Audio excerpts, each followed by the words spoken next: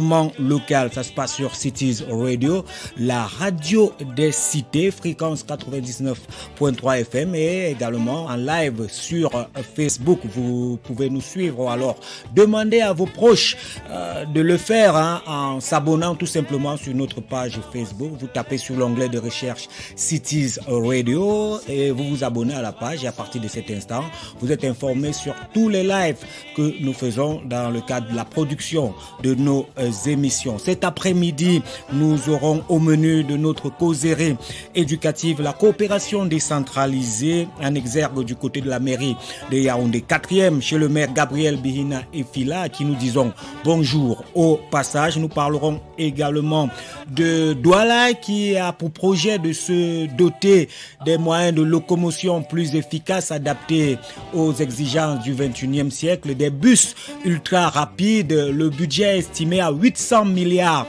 de francs. C'est le projet du super maire Roger Bassa Digné. Nous en parlerons également tout à l'heure. Nous allons également évoquer l'actualité de la commune de Banganté qui est en train de vivre actuellement de grands moments d'émotion à travers l'inauguration du nouvel hôtel de ville de ce côté. Le Mindevel, le ministre Elanga Obam, a fait le déplacement pour la circonstance. Équipe de production, nous bénéficions de la présence et de la collaboration actuellement de Gérard Niaté, Kwam Simo, Ulrich Thibault, Junior de Grasse Lonti, Madame Bibiche Ngassa, c'est le chef de chaîne Cities Radio, elle assure la coordination de toute cette production. Le président Alomungan, le promoteur de Cities Radio, est à la supervision générale. Nous sommes ensemble jusqu'à 15h. Bienvenue à Al Hotel pour un séjour confortable à Yaoundé, une adresse par...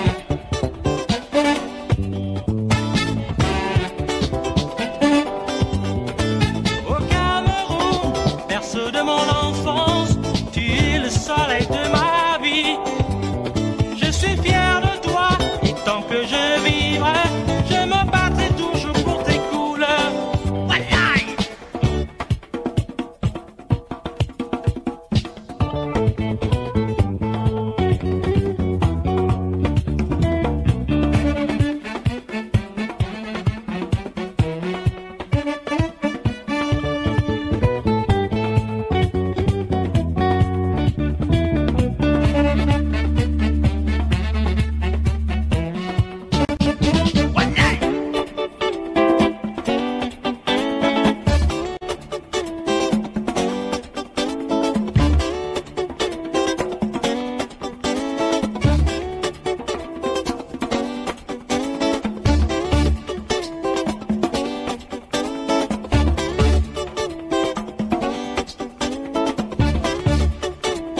C'est une causerie, nous la voulons donc éducative. C'est la raison pour laquelle nous avons mis à votre disposition deux numéros téléphoniques, les numéros du standard de Cities Radio pour d'éventuelles contributions ou alors des questions à notre invité de cet après-midi. Le 654, c'est juste un rappel, 21 21 17, 654 21 21 17, 696 96 55 60.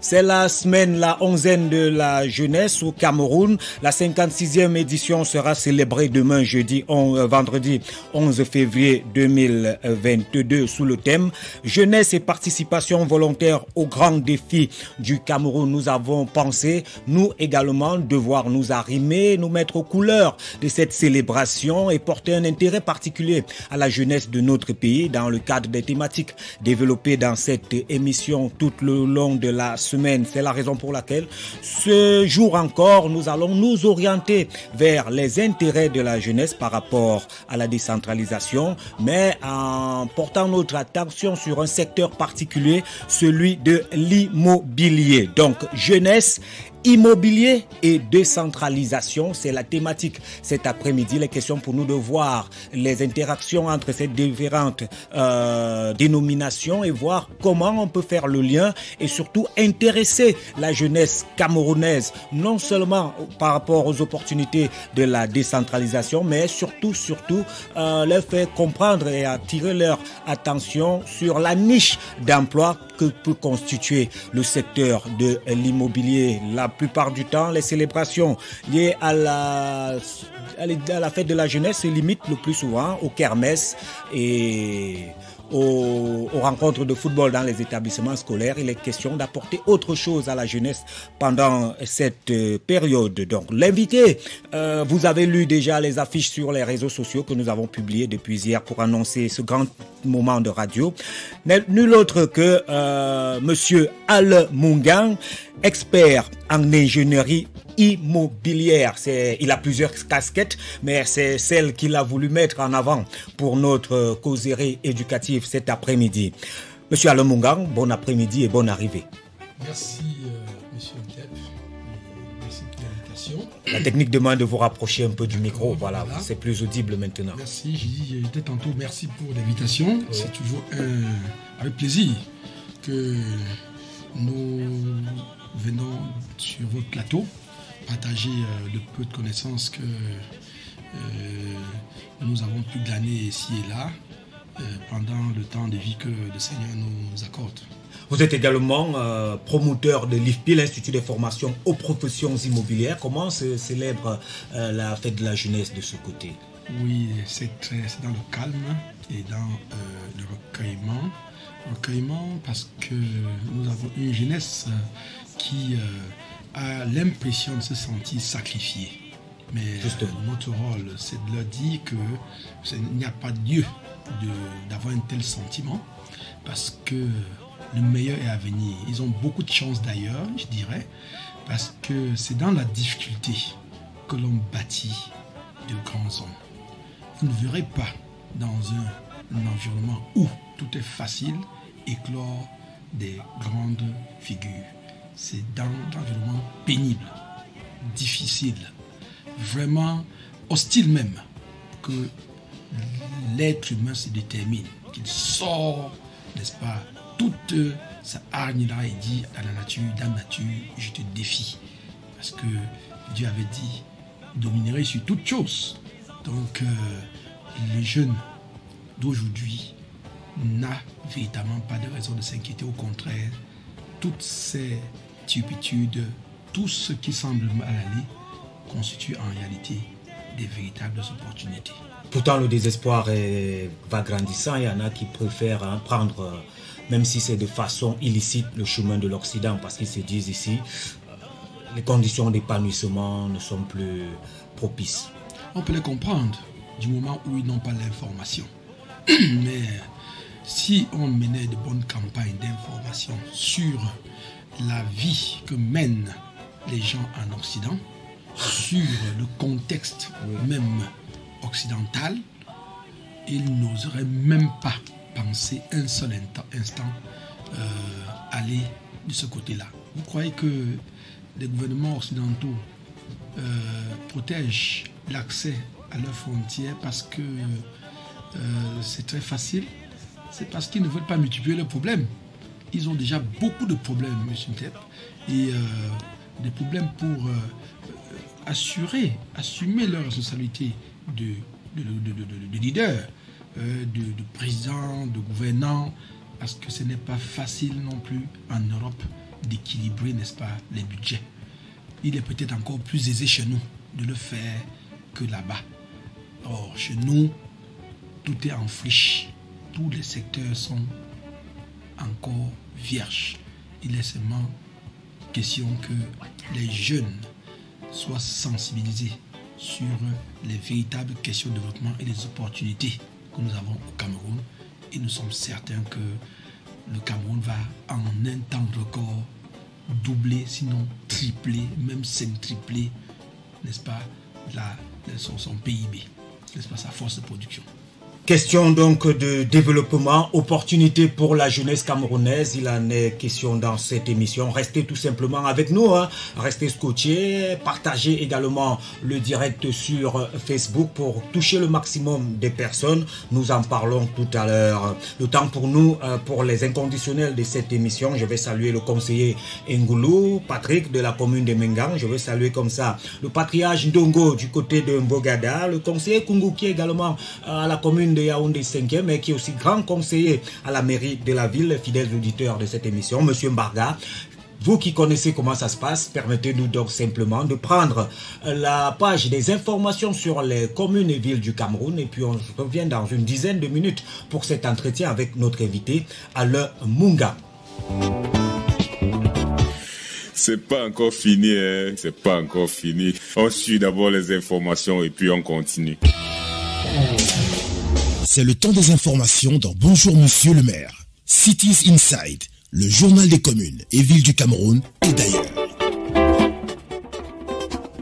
Voilà mesdames, messieurs, bienvenue une fois de plus au round-up de l'actualité des communes et villes du Cameroun. À la une de cette édition, coopération décentralisée à la commune d'arrondissement de Yaoundé 4. Le maire Gabriel Bihina Efila a reçu hier une délégation ivoiro-guinéenne. Objectif, promouvoir l'excellence scolaire. Plus de détails dans ce journal.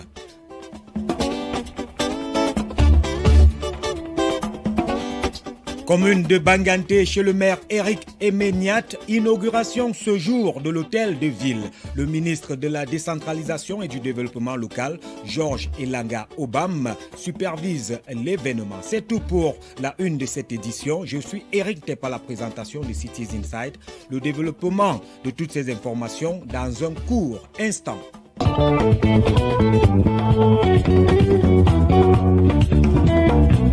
Ouvrons ce journal des communes avec ce communiqué. Le président de la Chambre d'agriculture, des pêches, de l'élevage et des forêts du Cameroun porte à la connaissance des membres ressortissants, responsables de coopératives et opérateurs économiques sérieux qu'une structure hollandaise spécialisée dans la transformation des matières premières agricoles recherche pour le développement de ses activités des fournisseurs produisant des huiles végétales, à savoir l'huile de Nîmes, l'huile de sésame, l'huile de banalites, l'huile de nigel, etc., des avocats, des mangues, du karité, des palmistes, etc.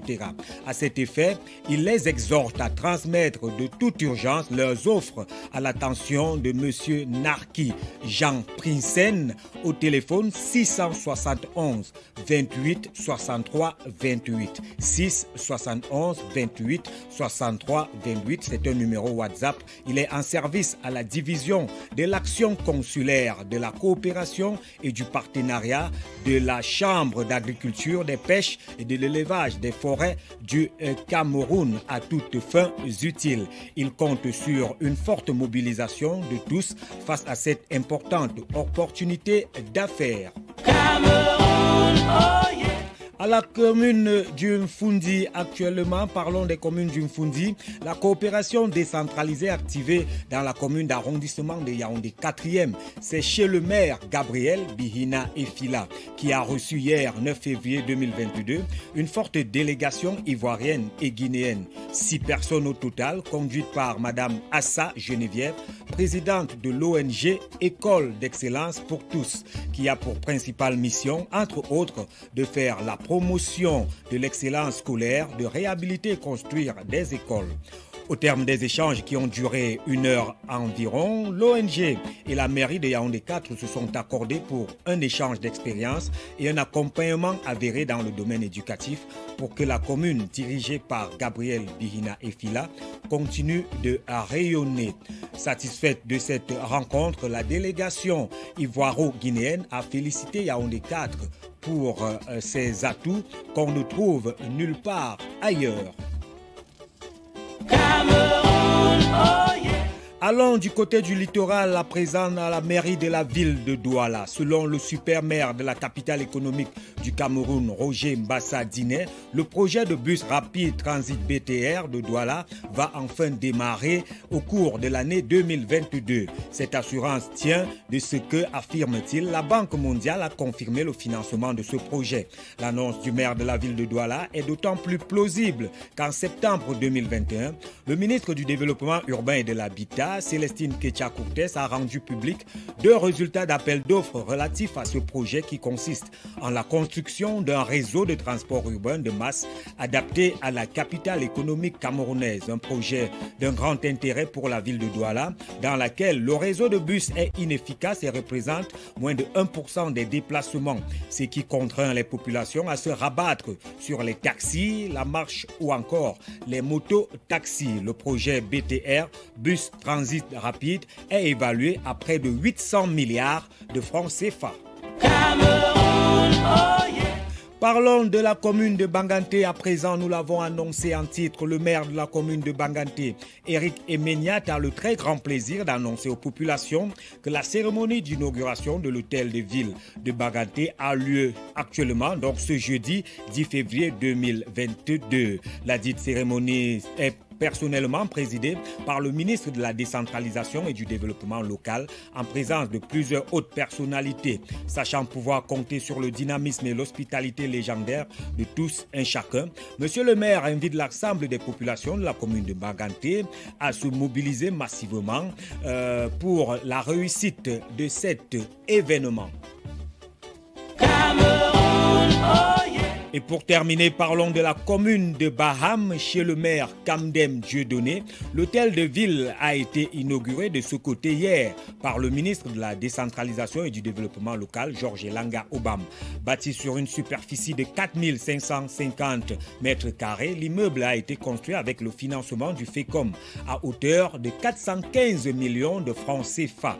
Au rez-de-chaussée se trouve une salle polyvalente et un bloc de toilettes. Le rez-de-chaussée compte un hall d'accueil, 25 bureaux et 9 toilettes. Le premier étage, quant à lui, abrite le cabinet du maire avec ses bureaux, le secrétariat particulier, la salle d'attente et la salle de rangement. 3 bureaux de plus, une salle de réunion et 2 toilettes. Le projet avait été conçu par l'ancien maire Kamdem Isidore. Baham, nous le rappelons, c'est le chef-lieu du département des Hauts-Plateaux dans la région de l'Ouest. Cameroun, oh yeah.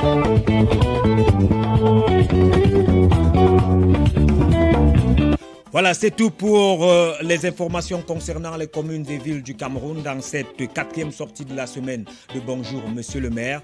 La suite, c'est l'entretien avec notre invité du jour, Alain Mongang, dans quelques secondes après cet instant de respiration.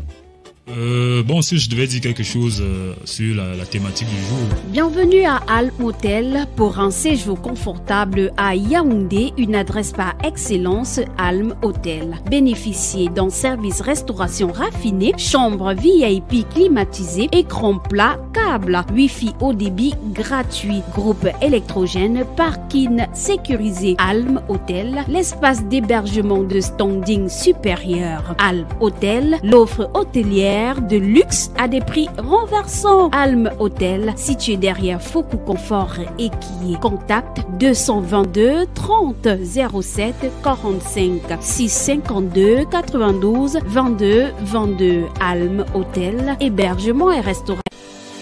Bienvenue à Alm Hotel pour un séjour confortable à Yaoundé, une adresse par excellence Alm Hotel. Bénéficiez d'un service restauration raffiné, chambre VIP climatisée, écran plat, câble, Wi-Fi haut débit gratuit, groupe électrogène, parking sécurisé. Alm Hotel, l'espace d'hébergement de standing supérieur. Alm Hotel, l'offre hôtelière de luxe à des prix renversants. Alm Hotel, situé derrière Focou Confort et qui contacte 222 30 07 45 652 92 22 22. Alm Hotel.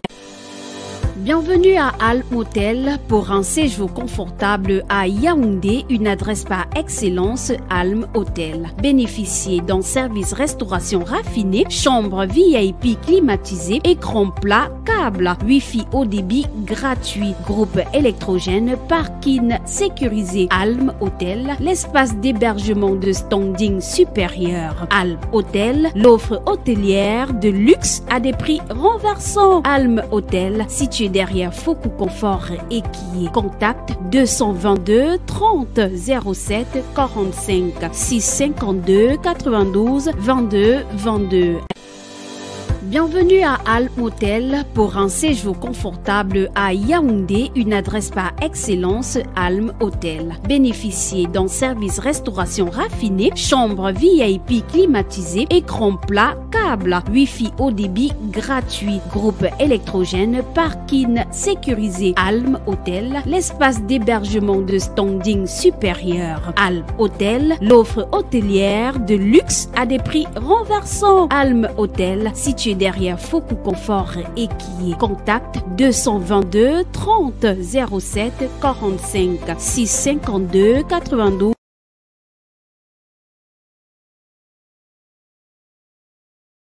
Être fait partout. Dans mon école, aujourd'hui, dans mon académie, on ne chante pas l'hymne national le lundi matin. Non, on chante tous les matins. C'est le placebo. La répétition fait que tu t'imprègnes de la loi et des volontés des pères fondateurs. Vous croyez que le père qui est là-bas, en haut là-bas, là, hein, a tout dit. Il est même fort. Il devait avoir l'AVC parce que vous êtes têtu. Vous êtes têtu. Voilà, vous écoutez Bonjour Monsieur le maire, mesdames, messieurs. Nous surfons sur la vague de la fête de la jeunesse pour nous également apporter nos conseils, nos orientations vers cette frange de la population camerounaise avec pour objectif et pour ambition de pouvoir leur permettre ou alors de participer à notre manière à son épanouissement. C'est la volonté du chef de l'État que notre pays soit émergent en 2035 et pour cela, il va falloir que chaque maillon joue son rôle à son niveau. Jeunesse, immobilier et décentralisation, c'est le thème de l'émission. Je rappelle les contacts téléphoniques pour les jeunes qui pourraient avoir des questions à poser à l'invité du jour, Alain Mungang, expert en ingénierie immobilière. 654 21 21 17 696 96 55 60.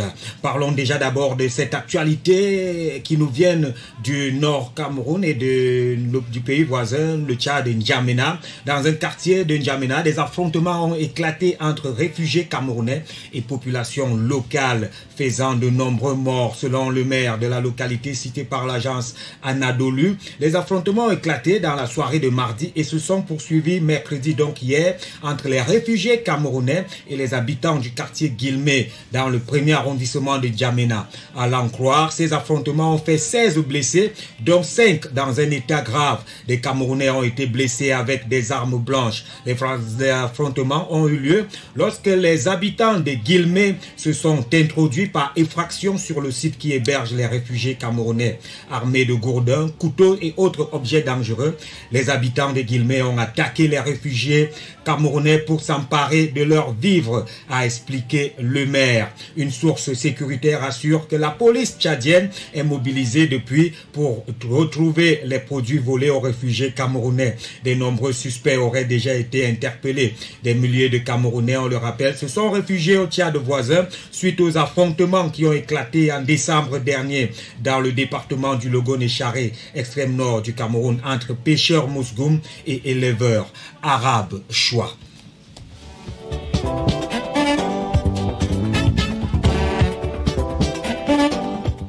Voilà, revenons donc sur la thématique qui nous concerne cet après-midi. On ne saurait passer sur cette information qui concerne la vie de nos compatriotes et quand même aussi qui a un lien avec la coopération sous-régionale que nous vantons, que nous souhaitons développer. Il est question de temps en temps également aussi de rappeler aux uns aux autres à leurs responsabilités. Jeunesse, immobilier et décentralisation. Monsieur Alain Mungang, qu'est-ce que les jeunes doivent comprendre quand on leur parle de l'immobilier, de ce gros mot? C'est pas un gros mot, monsieur Tep. C'est pas un grand mot non plus. C'est simplement un vocable qui désigne tout ce qui tourne autour de tout ce qui est immeuble, tout ce qui tourne autour de l'immobilier, de l'immeuble. Donc, de cet immeuble qui peut être bâti ou non bâti. Donc, c'est des activités, c'est les professions, c'est les acteurs. Donc, voilà ce qu'on peut voir là-dedans. Quand on parle d'activité, on parlera, n'est-ce pas, des activités de transaction, des activités de gestion, des activités de location, nous avons des activités de production, donc de promotion. Là, c'est les promoteurs immobiliers. On aura, selon certains statuts, certaines activités de la nature des produits même immobiliers qu'on met sur le marché. On aura différents types de produits immobiliers. On aura des produits tels que les logements, on aura des parcelles à construire, on aura des logements individuels, on aura des logements collectifs, on aura les immeubles destinés à un usage commercial, à un usage professionnel tout simplement, mais commercial, et d'autres à un usage touristique, tels que les hôtels, à des usages infrastructurels ou bien sportifs, comme des grands stades de football. On aura des infrastructures qui sont destinées, n'est-ce pas, à des usages aéroportuaires, de transport aérien, comme des aéroports, des transports ferroviaires, comme des gares qu'on voit partout. On aura également le transport maritime, on aura des ports. Donc tout cela participe de l'immobilier. On vit avec l'immobilier depuis que nous sommes nés. Nous avons d'abord été conçus dans une maison. Dans une chambre. Dans une chambre. Donc, au début du projet, de notre existence. On était dans l'immobilier. Et on a été accouché, on est né dans un établissement qui émane de l'immobilier, donc un établissement hospitalier. Donc l'immobilier hospitalier, c'est ça, un hôpital. Ça passe de l'immobilier, mais sauf que c'est spécialisé pour des soins infirmiers, pour les soins hospitaliers. Voilà, hospitalier veut dire héberger, il y a hospitalité. Oui. Sauf maintenant qu'on hospitalise qui? Des personnes qui ont des problèmes de santé. Voilà, donc il y aura là-dedans d'autres types de produits immobiliers encore, qui seront des établissements, par exemple, pour personnes âgées. Il y aura des EHPAD qu'on va avoir dans les jours à venir au Cameroun. En Europe, c'est déjà répandu. On aura des établissements construits pour des employés d'un secteur précis. Si on va faire une industrie de mine, à Minima, à Tapo, ou à Molundu, ou n'importe où, la façon de construire, n'est-ce pas, les logements de ces employés miniers ne sera pas fait tel qu'on construit un hôtel à Yaoundé ou à Douala. Donc ça, c'est des produits immobiliers. On aura des supermarchés, des hypermarchés, des malls, et ainsi de suite. C'est des produits immobiliers. L'immobilier est vaste, et si je le cite, pour vous les jeunes, c'est vous dire l'ampleur.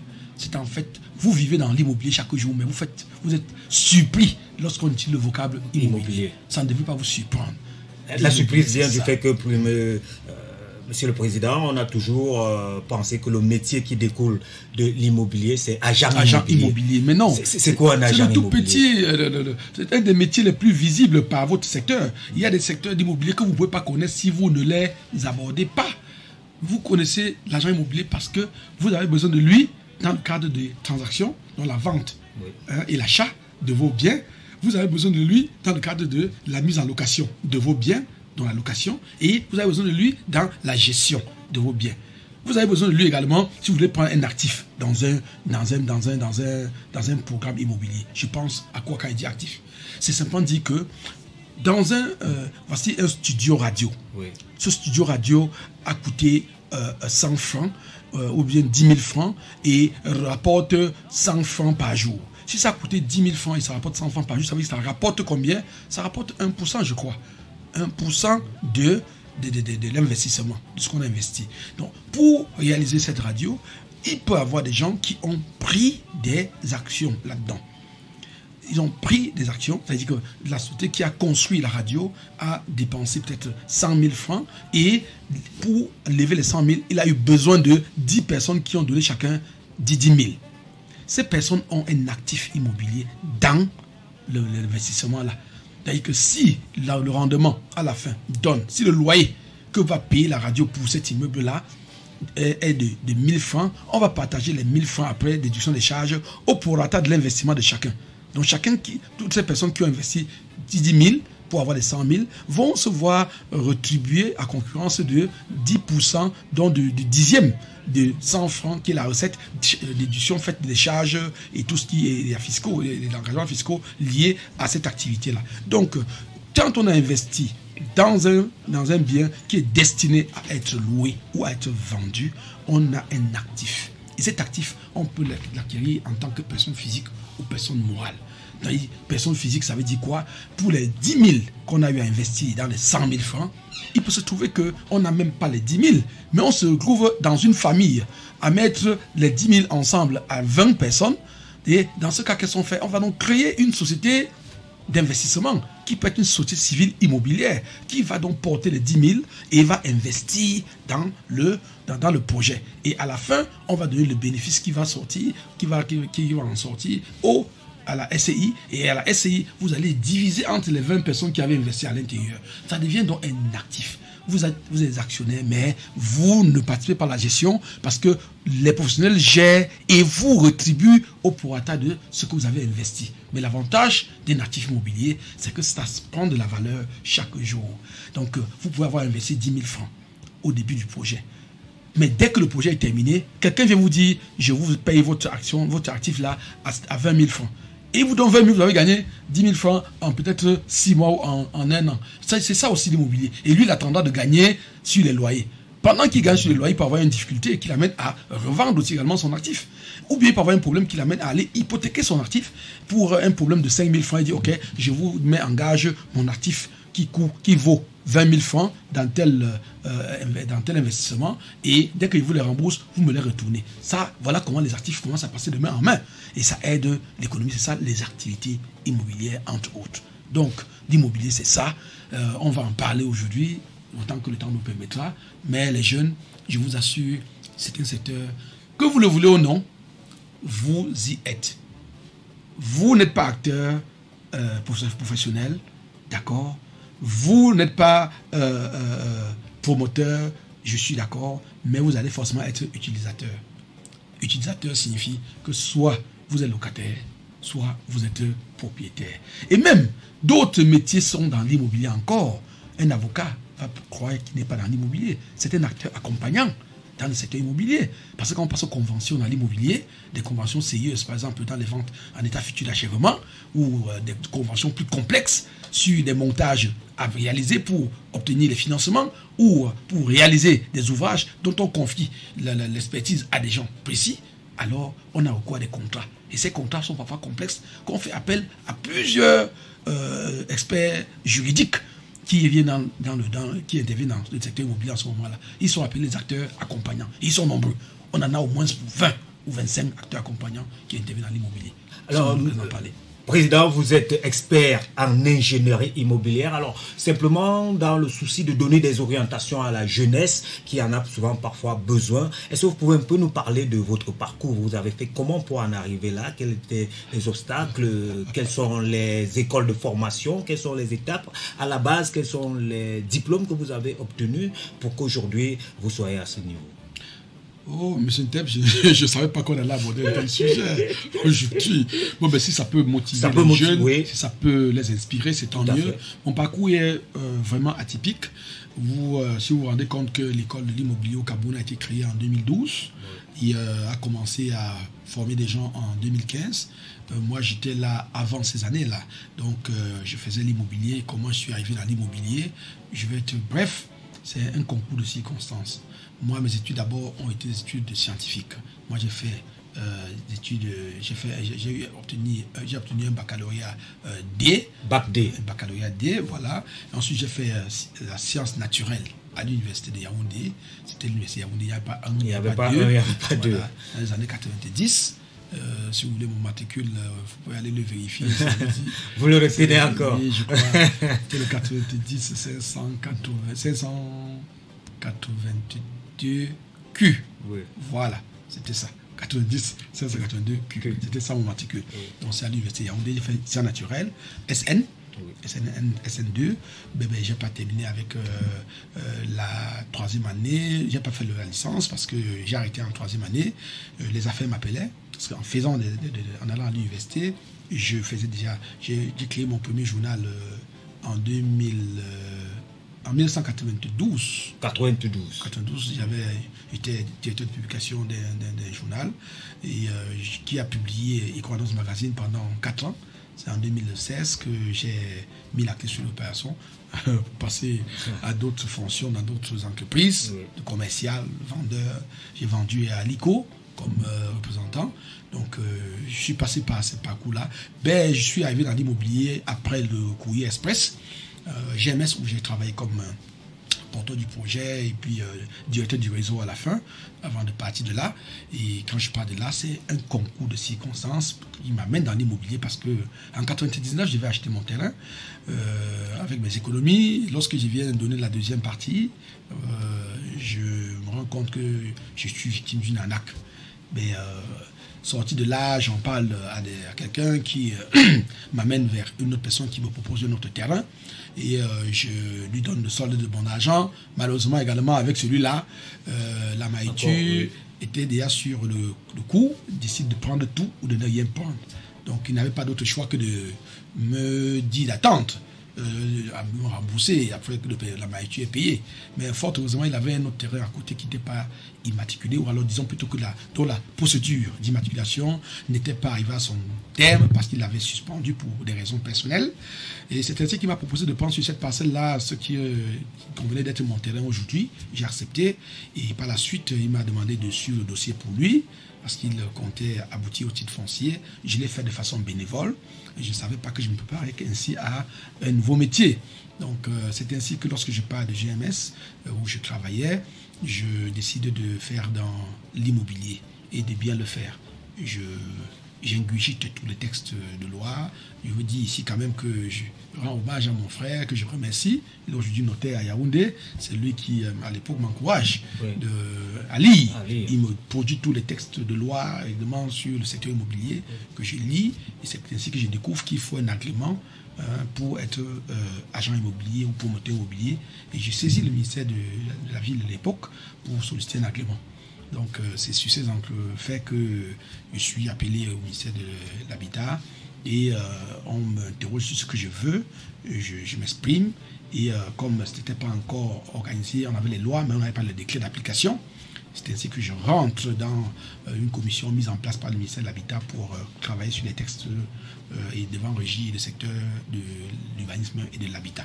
Donc, je travaille avec le ministère de l'Habitat donc de 2004 jusqu'en 2011 et je suis donc acteur de la production de toute la législation en vigueur aujourd'hui sur l'immobilier jusqu'à la copropriété. Donc voilà mon parcours dans l'immobilier et chemin faisant le cégep est né, cégep cabinet d'expérience de patrimoine et par la suite je le transforme en SCI et ensuite en SA et aujourd'hui nous sommes là, je suis promoteur immobilier, je suis agent immobilier, je suis expert immobilier. Je suis président de l'association des promoteurs immobiliers du Cameroun. Voilà, et dans l'association des agents immobiliers, j'officie comme responsable en charge des formations. Et nous avons aujourd'hui l'IFPI parce que nous avons souffert pour apprendre. Nous avons dû lire et nous continuons de lire aujourd'hui.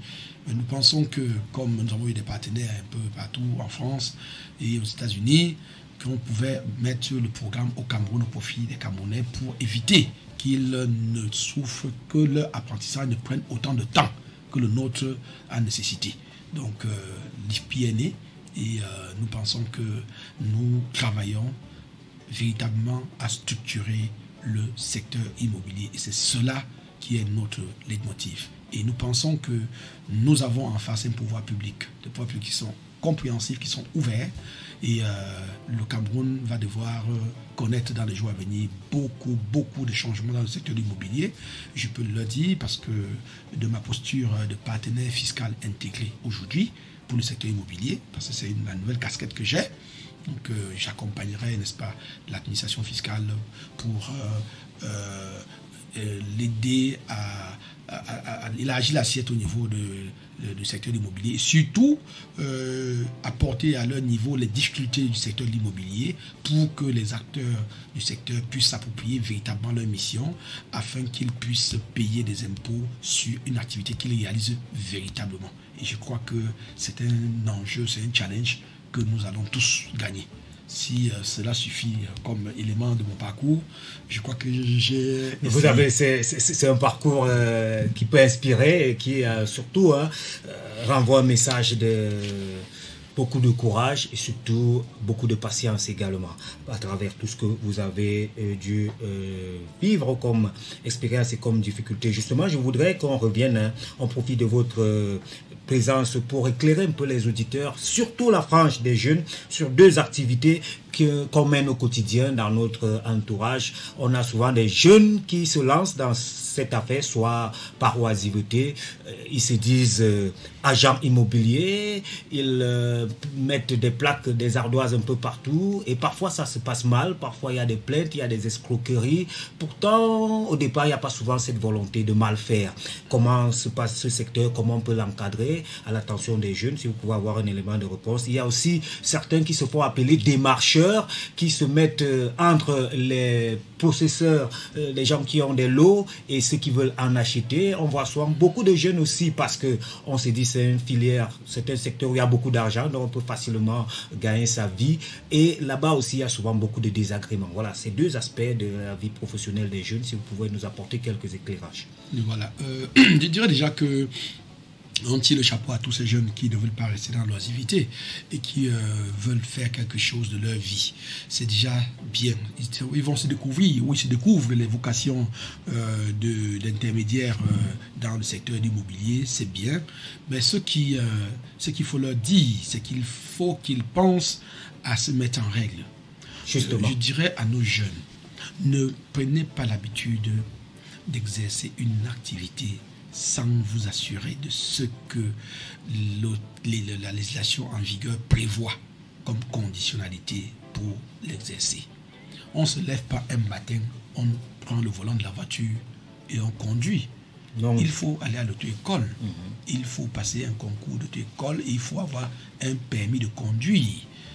Même si on sait conduire, il faut que vous ayez le document qui atteste que vous savez conduire et c'est le permis de conduire. Avec ça, vous allez conduire et personne ne vous embêtera. Mais vous allez également voir que si vous savez conduire et que vous voulez conduire un taxi, il y a des conditions pour conduire un taxi. On ne conduit pas un taxi comme si on conduisait une voiture personnelle. Il y a des conditionnalités parce que là, c'est une activité que vous faites déjà. Vous êtes chauffeur, vous savez conduire. Maintenant, vous voulez faire une activité de taximan.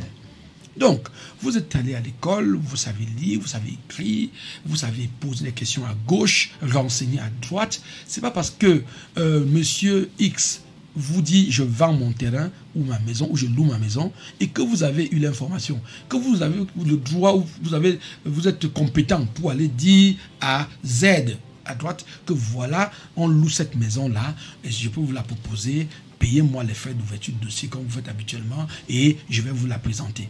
Il y a plus grand que ça en termes de responsabilité derrière ce que vous faites. C'est assez sérieux.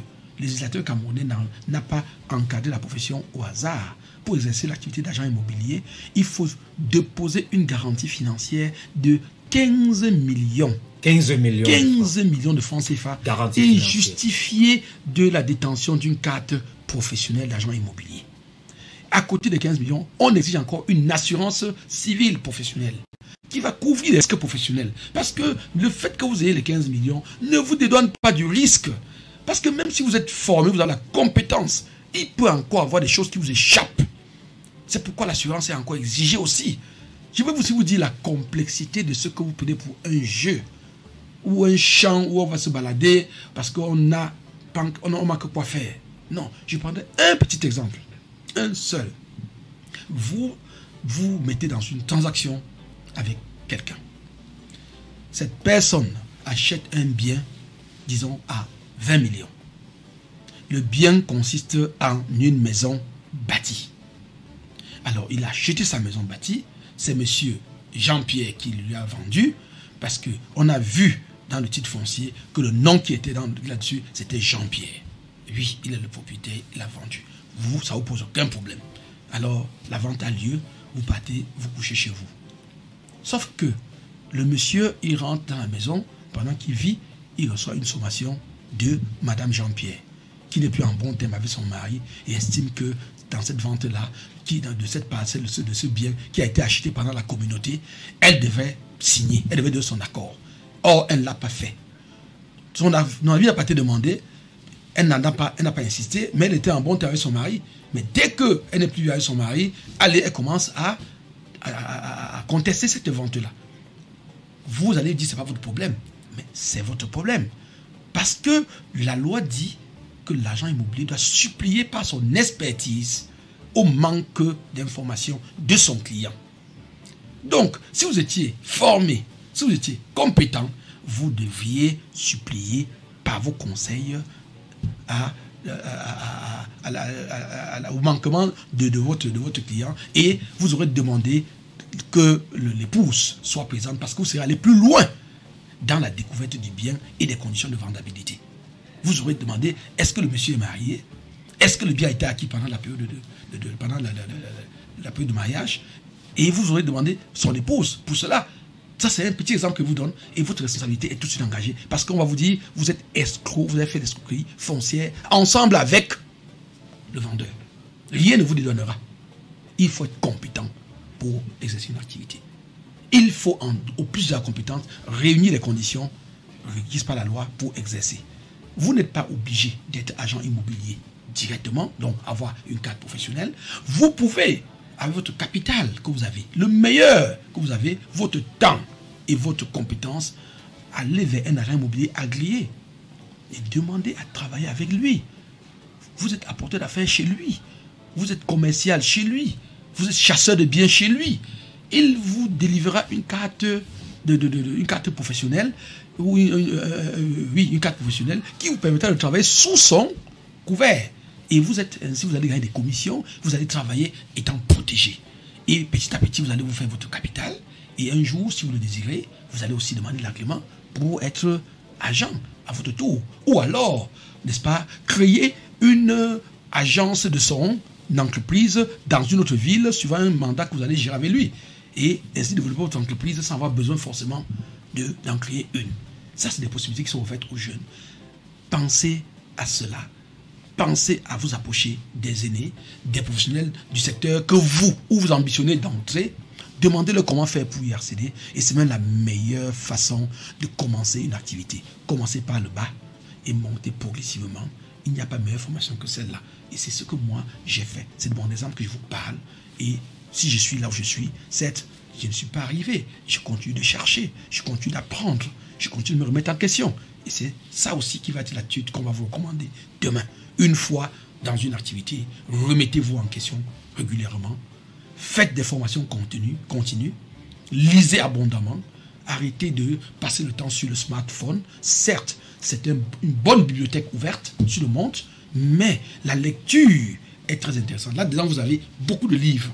Mais pour lire ces livres sur l'écran, là, je vous conseille d'aller voir un ophtalmologue ou un opticien, prendre des lunettes appropriées pour préserver vos yeux.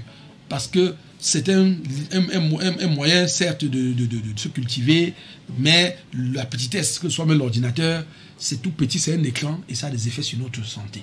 Donc, commençons à protéger notre santé dès le départ en nous protégeant notre vue, nos yeux, qui est, n'est-ce pas, le seul, un des éléments qui nous lie au monde. Hein? C'est avec les yeux que nous regardons le monde, qu'on apprécie la beauté du monde. Donc, préservons notre fonction olfactive. Pardon, on dit quoi? C'est quelle fonction là? La vue. Voilà, la fonction de la vue. Elle est très très importante. Regardons-la avec beaucoup de sérieux. C'est ce que je peux dire aux jeunes en passant. Jeunesse, immobilier et décentralisation, c'est le thème de Bonjour Monsieur le maire. Cet après-midi, nous recevons Alain Mougang, expert en ingénierie immobilière. Nous sommes là pour parler des questions de développement et des opportunités qu'offre ce domaine d'activité en termes de niche d'emploi pour les jeunes qui veulent s'épanouir. Alors, Monsieur Alain Mougang, acteur de l'immobilier que vous êtes, avec le concours bien sûr de tous ceux avec qui vous travaillez, est-ce qu'on peut avoir votre vision de la décentralisation actuellement? Que représente la décentralisation pour les acteurs de l'immobilier au Cameroun? Déjà, la décentralisation, c'est une véritable opportunité. Une opportunité. Oui. c'est une opportunité. Vous savez, le pouvoir central est très grand. Oui. Et il est lourd. On ne peut pas, au sommet de l'État, faire de la stratégie et faire en même temps de l'opérationnel. C'est difficile. Donc si l'État fait la stratégie là-bas en haut, au moins quand on renvoie l'opérationnalité au niveau des communes, la commune est plus proche des administrés, plus proche des populations. Et très souvent, et partout où cela a été fait, les résultats ont été très palpables et positifs. Quand on a un conseil municipal dans une commune qui est composé, qui reflète la composition locale de la commune, donc les populations, la taille, le genre et même les divergences, les différentes classes d'âge, parce qu'il y a des jeunes, il y a des vieux dans le conseil, il y a tout cela qui est pris en compte. Donc au conseil municipal bat le cœur de la commune. Et il n'y a pas de raison que, avec une telle composition, on n'atteigne pas l'objectif de satisfaire les populations. Car chaque conseiller, quand il rentre vers sa base électorale, il rend compte et il remonte les informations sur le besoin de ces populations pour les rendre heureux. Il les porte là-bas et on les transforme en objectifs. Les objectifs là sont, on recherche les moyens et on les exécute. Je crois que c'est une chance. Et pour nos jeunes, c'est une opportunité très très très grande. J'allais dire à tous les jeunes, n'écoutez pas aux portes. Ne vous renseignez pas chez des gens. Vous avez vos smartphones, vous avez les bibliothèques, vous avez les bureaux. Et même quand on part dans des bureaux, évitez les bureaux dont les portes sont ouvertes. Allez vers les bureaux dont les portes sont fermées. Vous savez, là où il y a la bonne information, ce n'est pas souvent ouvert. Là où vous avez la chance d'avoir ce que vous voulez chercher, c'est fermé. Toquez et ouvrez les portes là. On vous donnera la bonne information. Si vous avez des problèmes sur l'orientation, on a au Cameroun aujourd'hui une base informatique assez grande. Allez sur Google, vous tapez ministère de la décentralisation ou alors statut des communes ou bien des mairies, d'organisation des mairies, d'une mairie, comment c'est fait. Vous allez voir les services, les rôles des services, les missions de chaque service et vous allez voir à quel service vous allez vous agresser pour un problème que vous avez. Et vous allez aller directement là-bas rencontrer la personne en lui disant « J'ai vu dans la loi cadre qui gère qui organise les mairies, j'ai vu à tel endroit que c'est vous qui devez résoudre mon problème. Voilà le problème que j'ai. Qu'est-ce qu'il peut faire ?» Ce sera plus simple. N'allez pas vous renseigner pour des futilités alors que vous avez toute la bibliothèque là dans votre smartphone. Ça, c'est ce que peut dire aux jeunes aujourd'hui. Arrêtons d'aller dire « Est-ce qu'on passe par là? Est-ce qu'on regarde là ?» Lisons. C'est le secret de notre succès, notre réussite de demain.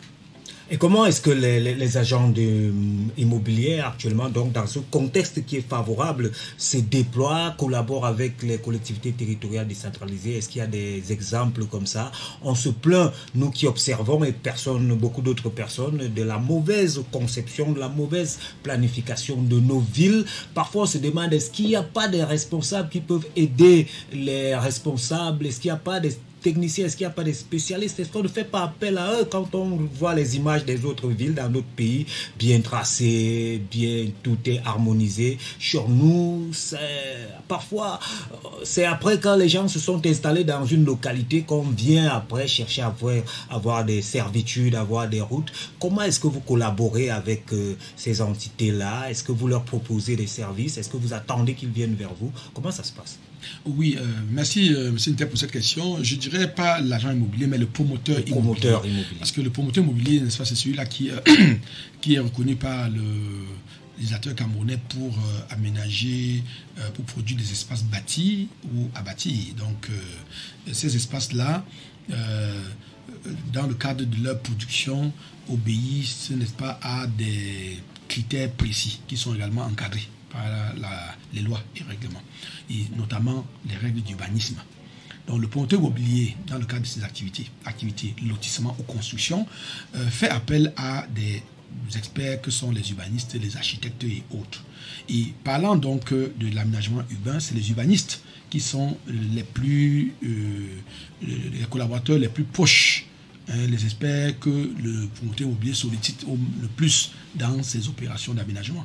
Certes, à côté d'eux, on aménage, on projette des aménagements, mais il y a d'autres qui doivent intervenir pour faciliter l'équipement.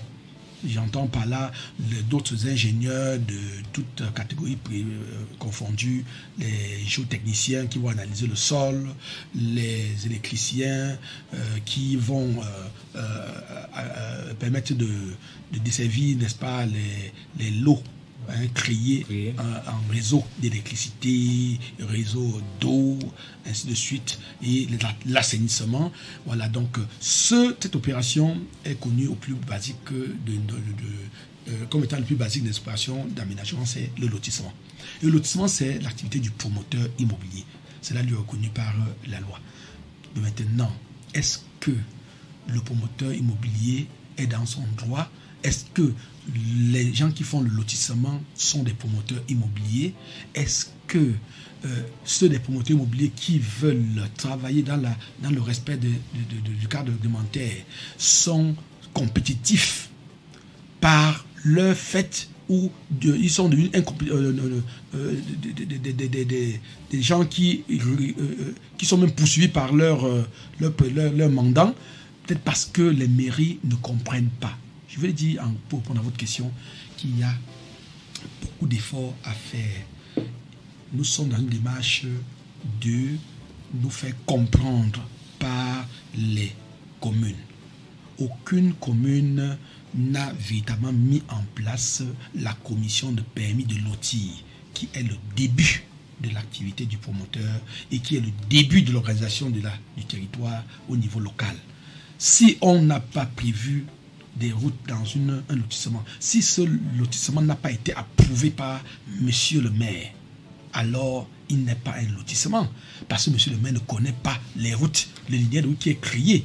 Monsieur le maire ne sait pas quel équipement est prévu, il ne sait pas quel est l'horizon de mise en œuvre du lotissement, donc du cahier des charges. Il n'est au courant de rien. C'est une démarche de collaboration, de partenariat qu'on est en train de développer avec les mairies. Nous, les promoteurs immobiliers, devons chacun avoir sa mairie, sa commune avec laquelle il travaille. On ne dit pas qu'à chaque commune, un promoteur. Non, dans une commune, il peut y avoir même 20, même 30, même 50 promoteurs. Autant qu'il y a des opérations d'aménagement et de production de logement à faire. Donc, le promoteur immobilier, pour revenir à votre question, M. Ntep, est le partenaire privilégié de monsieur le maire, parce que le promoteur immobilier a une expertise avérée pour accompagner la mairie, même dans les techniques d'acquisition foncière. Je dis, même dans les techniques d'acquisition foncière, le promoteur sait comment on acquiert et on sécurise. Parce que tout le monde pense que l'acquisition foncière pour la mairie va toujours passer par une déclaration d'utilité publique. Que non, il y a d'autres formes, d'autres techniques d'acquisition que l'on peut mettre en œuvre et qu'un promoteur qui assiste la mairie ou la commune en maîtrise d'ouvrage dans ce type de prestation pourrait lui apporter comme compétence. Ça, c'est des choses à déblayer, c'est des portes qu'on va ouvrir en termes de partenariat. Et un autre aspect que je voulais aborder avec vous, puisqu'on parle de jeunesse, il y a l'âge qui intervient. À quel âge est-ce qu'un promoteur immobilier peut commencer à être productif, peut commencer à gagner des marchés? Parce que dans le domaine du bâtiment, les jeunes souffrent de ce que parfois on les regarde et on les juge au faciès quand c'est quelqu'un d'un certain âge qui vient pour solliciter un marché. La plupart du temps, on vous dit tu es encore trop jeune, on veut quelqu'un de mûr. À quel âge est-ce qu'on devient opérationnel dans le secteur de l'immobilier? Je dirais qu'il n'y a pas d'âge. L'âge entendu comme un critère précis. Oui. Non. Il y a à être compétent. Mais disons-nous donc, combien de temps, quel temps ça prend pour engranger les informations nécessaires pour devenir compétent? Voilà la question. Si le législateur a dit qu'il fallait pour l'agent immobilier être être titulaire d'un bac plus 3, et pour le promoteur immobilier est resté silencieux, il reste que même le législateur a dit que le promoteur immobilier devrait avoir la capacité de manager une équipe composée des juristes, de comptables et de techniciens, parmi lesquels des urbanistes, des ingénieurs, des architectes. Est-ce qu'on peut manager toutes ces personnes sans savoir le lien qu'il y a entre elles et savoir vers quoi on les mène? Et pour être compétent dans ce management, il y a quand même une bonne dose d'apprentissage à faire. Et ça passe quand même par un certain niveau scolaire. On ne va pas dire que ce n'est que l'école qui le fait, mais on peut, par l'apprentissage à côté de quelqu'un qui n'est pas le coaching, arriver à le faire même si on a un CEP ou qu'on a un BPC ou n'importe quoi. Mais ça prend du temps. C'est pourquoi donc la notion d'âge me paraît pas très importante dans les critères d'appréciation du promoteur de par ses compétences, qui de par ses compétences, va pouvoir susciter la confiance de son mandant, ou alors de celui qui lui confie la mission d'agir pour son compte, soit comme maître d'ouvrage assistant de maîtrise d'ouvrage, ou alors comme promoteur immobilier, tout simplement prestataire. Donc voilà un peu les casquettes que le promoteur peut avoir. Et pour moi, l'âge ne passe pas. C'est la compétence qu'il y a derrière. On peut être âgé de 25 ans et pouvoir conduire un programme immobilier de façon parfaite, alors qu'on peut avoir 60 ans et ne vraiment pas avoir la compétence. Mais il faut dire quand même une chose, c'est quoi? C'est des métiers, c'est des activités où la pratique fonde l'expérience. La pratique fonde de l'expérience. Mais pour autant, il y a des gens qui pratiquent, mais ne tirent jamais expérience, ne tirent jamais des leçons, des échecs ou des situations qu'elles vivent dans le cadre de cette pratique. Le bon pratiquant, celui-là qui va apprendre et qui va capitaliser sur l'âge et sur l'expérience, c'est celui qui va à chaque fois, à la fin d'une opération ou d'une tâche ou d'une journée, s'asseoir et se regarder dans le miroir en se disant: qu'est-ce que je devais faire? Qu'est-ce que j'ai fait? Comment je l'ai fait? Est-ce que je l'ai fait de façon optimale? Et comment j'ai dépensé en temps, en argent? Comment j'aurais pu faire pour gagner au mieux de mon temps et de mon argent? Quand il a posé la question à la fin de la journée, il part avec des résolutions différentes pour l'abord de la journée de demain. Ça, c'est une démarche qu'il faut avoir. C'est pas normal qu'un professionnel, quelqu'un qui se dit professionnel, qui va aller plus loin, parte de son bureau chaque jour sans savoir, sans faire le check-in, le point là que je viens de décrire, pour se projeter.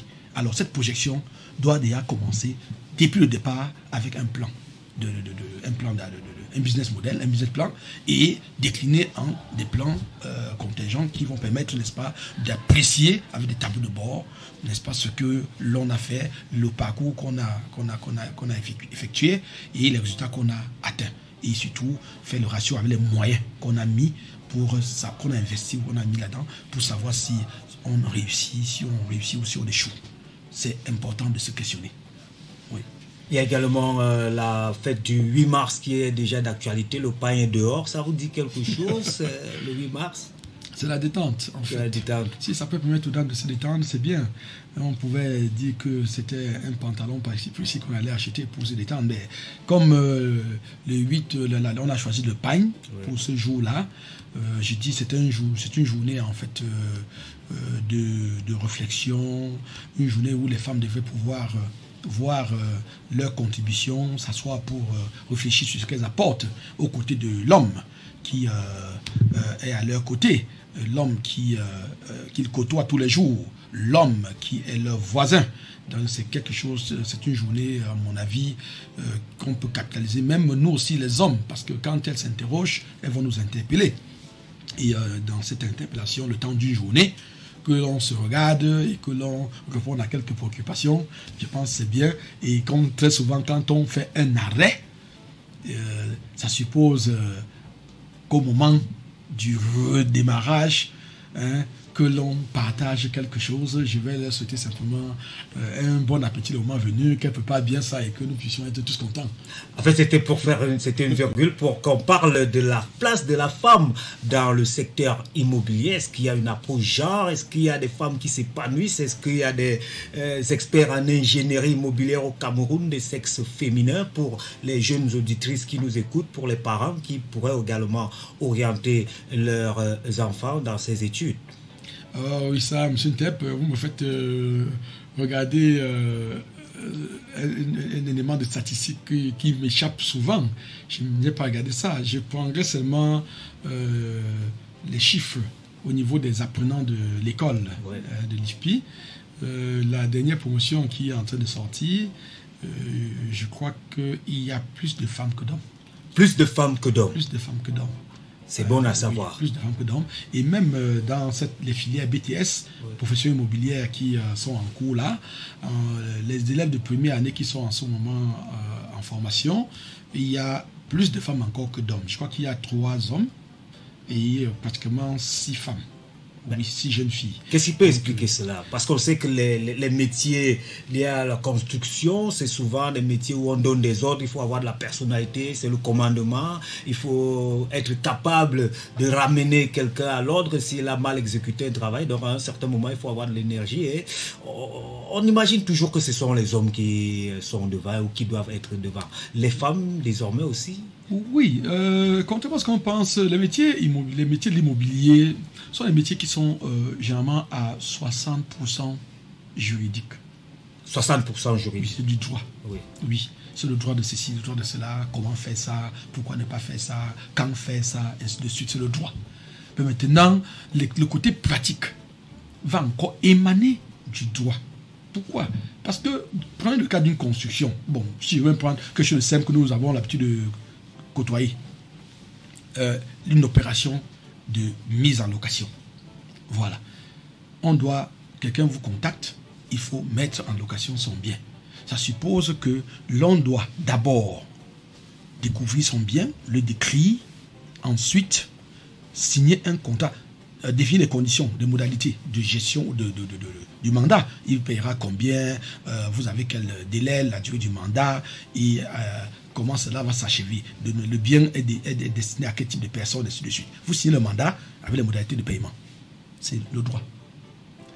Ensuite, vous allez faire un peu de marketing. Mise en œuvre, présenter le bien, le mettre sous une forme telle que les gens, et regarder les cibles. Vers quelle cible vous allez aller pour avoir recruté le bon locataire. Vous identifiez la cible, et en fonction de la cible, vous définissez le mode de communication.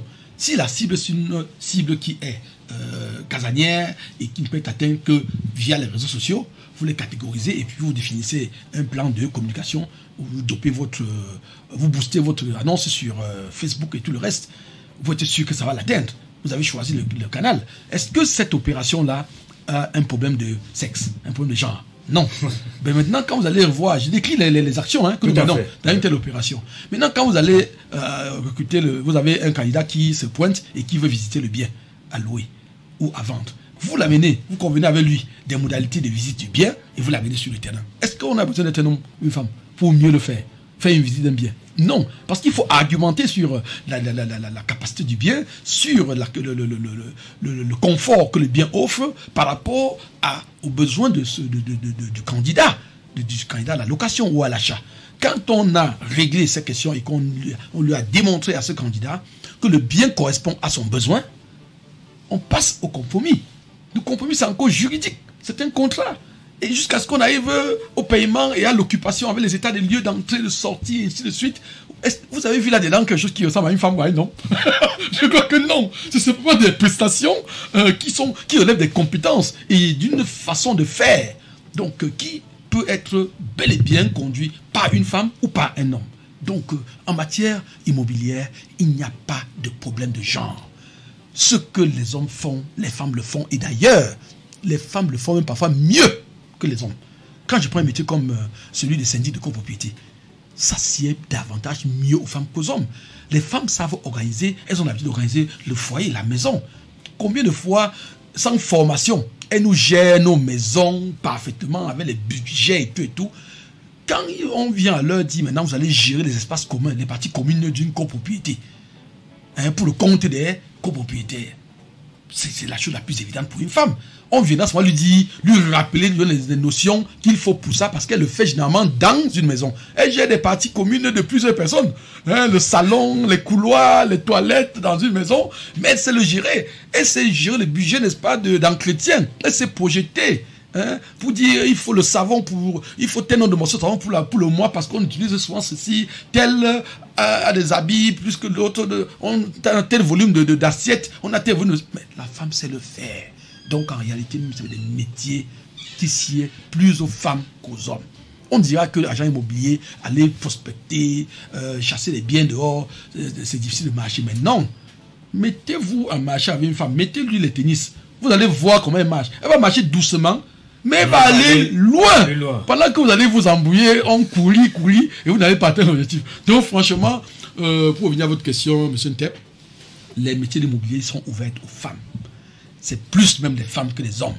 Mais les hommes réussissent là-dedans, peut-être parce que la nature leur a doté de certaines aptitudes telles que l'indisponibilité, qui n'ont pas parfois sur des longues périodes, contrairement aux femmes qui, de par même leur fonction familiale, sont appelées à se préoccuper ou alors avoir d'autres préoccupations différentes de celles des hommes. Par exemple, le soir, la femme est appelée à rentrer au foyer, hein, avant l'homme. L'homme peut tenir un rendez-vous à 20h qui va aboutir à une vente le lendemain.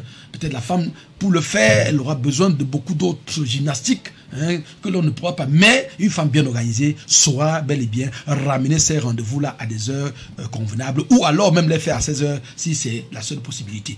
Donc pour moi, il n'y a pas de frein à ce que les femmes excellent dans le secteur immobilier. C'est le secteur qui leur est ouvert.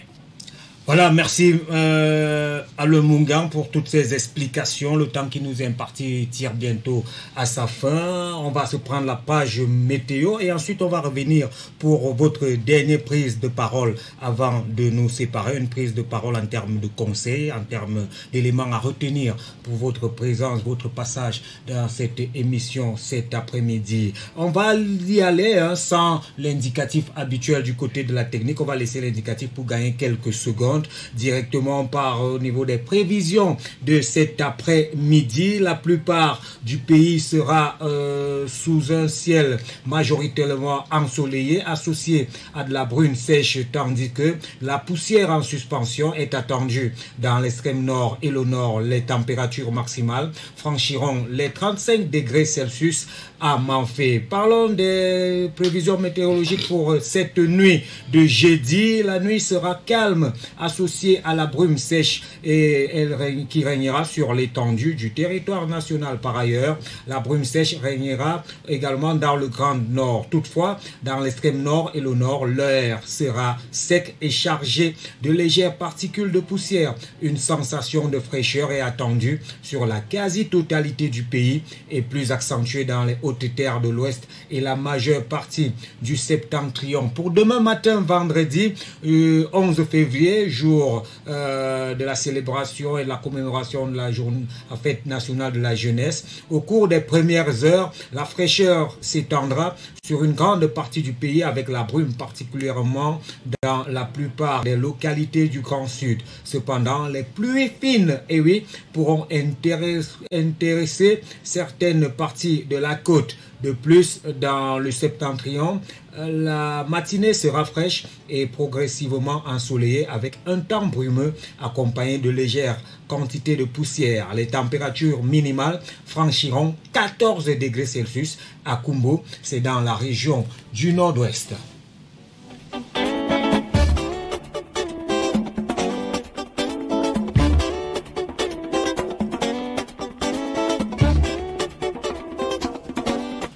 Voilà, c'est bientôt terminé pour cette quatrième sortie de la semaine de Bonjour Monsieur le maire, la dernière prise de parole de notre invité Alain Mungang, expert en ingénierie immobilière. Avec lui, on a parlé de jeunesse, d'immobilier et décentralisation dans le souci de montrer, de faire comprendre aux jeunes les opportunités qu'il y a dans ces secteurs d'activité pour que chacun puisse se battre, puisse s'épanouir. Donc, le mot de fin, Monsieur Alain Mungang, la première prise de parole, vous résumez votre propos et pour la deuxième, vous vous prêtez à ce jeu. Vous observez parmi tous les maires du Cameroun celui qui, selon vous, travaille bien. À quel maire, est-ce que si vous aviez une médaille à accrocher à un coup, à quel maire la donneriez-vous? Donc voilà les deux dernières préoccupations. Alors là, comme mot de sortie, je dirais que le secteur immobilier est ouvert à tous les jeunes, à tous les âges, à tous les niveaux, pourvu que l'on atteigne la maturité. Mais comme il y a à apprendre, on peut commencer à se former juste avant la maturité. Et ça peut prendre 1 an, ça peut prendre 2 ans, ça peut également prendre 6 mois pour certains métiers, tels que les responsables d'immeubles. Voilà. À côté de ça, il y a toute une multitude de métiers que l'on peut faire, qu'on peut apprendre, même en allant à l'université. Que direz-vous d'être plombier? Avez-vous déjà assisté à une fuite d'eau à la maison? Est-ce que ça fait perdre à la famille? Et dans quel état se trouve papa ou maman lorsqu'il y a une fuite d'eau quelque part? On ne dort pas, on a besoin du plombier. Et on l'appelle toujours en l'occasion, et c'est le monsieur qui vient toujours quand il a du temps. Et quand il arrive, il vous dit il faut le matériel et tout. Vous deviez tous être des plombiers, parce que c'est un métier qui paye. À être le plombier du quartier, ça vous donne de l'argent à gagner. Ça vous donne de l'argent à gagner. C'est des métiers de la main. C'est possible, les jeunes. Vous pouvez être chasseur de biens pour un agent immobilier dans votre quartier, un apporteur d'affaires. À donner à un agent immobilier l'information sur le fait qu'un local est en train de devenir vacant. Ou le fait que quelqu'un a besoin d'un local ou d'une maison, je ne sais pas quoi. C'est une information que vous lui apportez et il peut vous payer des commissions d'apporteur d'affaires. Donc, même en allant à l'école, vous pouvez vendre sans avoir à avoir une boutique. La boutique est simplement dans votre téléphone, ou je ne sais pas, au bout d'un fil que vous allez renseigner tel ou tel autre. Il y a de l'argent à gagner dans l'immobilier. Vous pouvez être apporteur d'affaires dans tous les secteurs. Et au fur et à mesure que vous allez travailler à côté de ceux qui sont professionnels, vous vous définirez, n'est-ce pas, un destin de professionnel d'immobilier avec plus d'emphase dans le choix que vous allez faire au moment où vous allez décider de faire le grand pas. Bon, maintenant, monsieur le maire. Oui, est-ce qu'il y a un maire, hein? Est-ce qu'il y a un nom que vous pouvez citer, que vous pouvez encourager ouvertement? J'ai peur qu'on dise que c'est des amis. Parce que moi, la chance que j'ai, c'est que je fréquente des gens qui réussissent très souvent. Oui, et ceux qui ne réussissent pas, c'est des gens de qualité aussi, mais qui ne sont pas réussis. Ça signifie se satisfaire et que cette satisfaction-là, ou bien impacter la vie des autres. Oui. Voilà, et c'est ma vision des choses. Donc, les gens diront, vous avez réussi lorsque vous êtes satisfait et que les autres sont satisfaits. Donc, vous n'êtes pas satisfait seul. Voilà le sens de la réussite. Donc, pour cela, je dirais que monsieur le maire de Yaoundé 5e. Le maire de Yaoundé 5e. Monsieur Augustin, c'est quelqu'un qui a de la niaque, il a du courage. Ça, je l'ai rencontré et ça ne date pas d'aujourd'hui. Dans tout ce qu'il fait, il aime bien faire bien. Voilà, ça, vous avez dit une personne. Une personne, c'est une seule médaille par émission. On ne donne pas deux médailles. Une seule médaille. Les autres ne sont pas mauvais, ils sont aussi des bons maires, mais sauf que vous m'avez dit de donner une seule. C'est celui-là qui vous vient à l'esprit parce qu'en fait, il est là. Mais il y en a d'autres qui, de par leurs actions, pas de leur champ de compétences, peuvent faire mieux, peuvent, pour un petit engagement comme ça, un déclic, qui peut prendre une petite mesure, susciter un changement véritable dans la vie des citoyens. Et pour cela, je dirais que nous attendons beaucoup de Madame le ministre de l'Habitat et du Développement urbain. Nous attendons beaucoup de Monsieur le maire de la ville de Yaoundé, de Monsieur le grand maire de la ville de Douala, ces métropoles-là. Les promoteurs immobiliers, les professionnels immobiliers ont besoin de sentir qu'ils prennent au sérieux leur travail et qu'ils les associent, n'est-ce pas, à leur objectif, à la démarche d'atteinte de leurs objectifs. Parce que c'est des promoteurs, c'est des professionnels qui n'attendent que cette main tendue. Ils travaillent depuis, sans appui. Ils ont besoin, ne serait-ce que de cet appui institutionnel pour s'exprimer avec plus, n'est-ce pas, d'allant. Merci, mesdames, messieurs. Tout à l'heure, dans la suite des programmes de notre station radio, vous serez avec Samira Fanta dans le cadre, bien sûr, de Inside Immo. Vous en saurez davantage sur l'immobilier. Quant à nous, on se retrouve demain, même heure, même fréquence, pour parler de la décentralisation et des opportunités qu'elle offre pour la jeunesse et pour tous les Camerounais. Merci à l'équipe de production, Martial Alima qui a remplacé Gérard Niaté de l'autre côté de la baie vitrée au niveau de la console technique, Kwamsi Ulrich Thibault, Junior de Grâce Lonti, Bibi Ngassa, Madame le chef de chaîne Cities Radio et le président Alain Mungan qui ce jour s'est prêté au jeu de l'invité de cette émission. À la présentation, c'était le maire de la commune de Yaoundé 0, la commune qui attend encore les financements. On a été oublié, on attend peut-être le Mindevel va aussi penser à nous. On en a besoin pour nous épanouir. Les partenaires, bien évidemment, vous êtes les bienvenus. Mesdames, messieurs, n'oubliez pas, si quelqu'un fait semblant d'être malade, faites semblant de le soigner. Si quelqu'un fait semblant d'être beau, faites semblant de l'admirer. Si quelqu'un fait semblant de vous aimer, vous aussi, faites semblant de l'épouser et vous vivrez en paix au Cameroun de nos ancêtres en attendant l'émergence en 2105. Ce que ça fait, ça fait.